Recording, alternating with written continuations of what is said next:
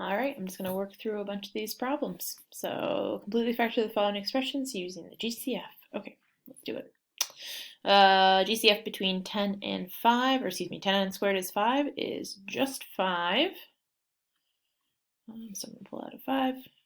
And then what's left over will be whatever pieces are left over when we divide. 10n squared divided by 5 would be 2, and then n squareds are both still there.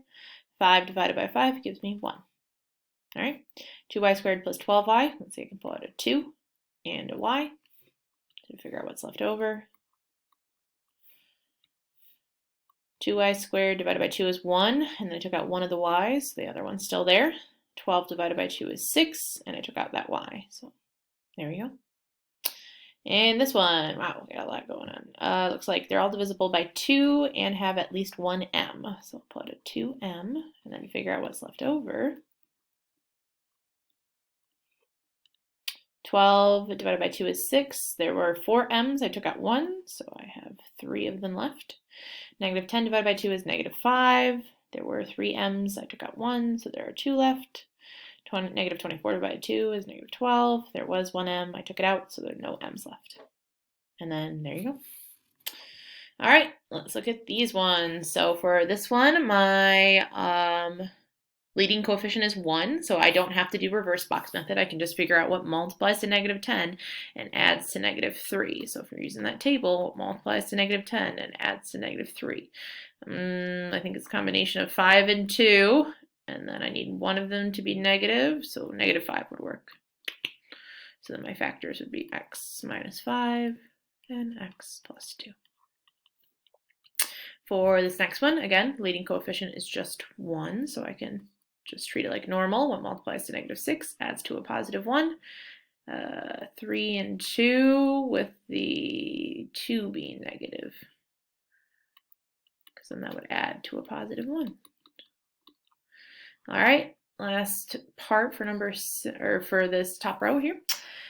Leading coefficient is just 1, no GCF, so it multiplies to negative 32 and adds to negative 14. Oh, this one's a little trickier. Let's see, 1 and 32, no way. 2 and 16.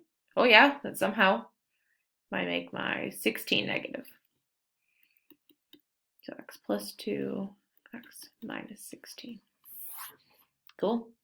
All right, let's go on to these next ones down here. So let's see what multiplies. I got no GCF, leading coefficient of 1, so I figure out what multiplies to 8 and adds to negative 9. So it's got to be something with an 8 and a 1. Oh, and if I make them both negative, because that would still multiply to a positive 8, but add to a negative 9. So x minus 1, x minus 8. All right, leading coefficient bigger than 1, no GCF, so now I'm going to use box method. So I'm going to go ahead and make my little table up here since I have the room. What multiplies to AC and adds to my B value. So, excuse me, reverse box method is what I'm using here. Okay, 3 times negative 5 is negative 15. B value is negative 2. 5 and 3, and make my 5 negative. Okay, so then in my box, I take my 3x squared, goes in this top left-hand corner. My negative 5 goes down here.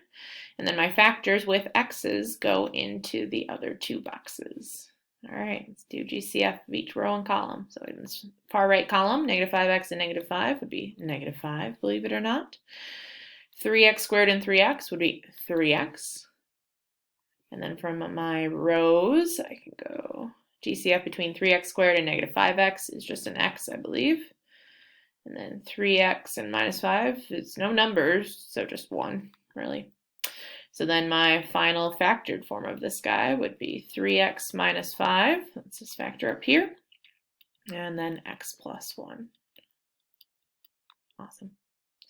All right, let's look at this one. No GCF. I got a leading coefficient greater than 1. I'm going to try reverse box method.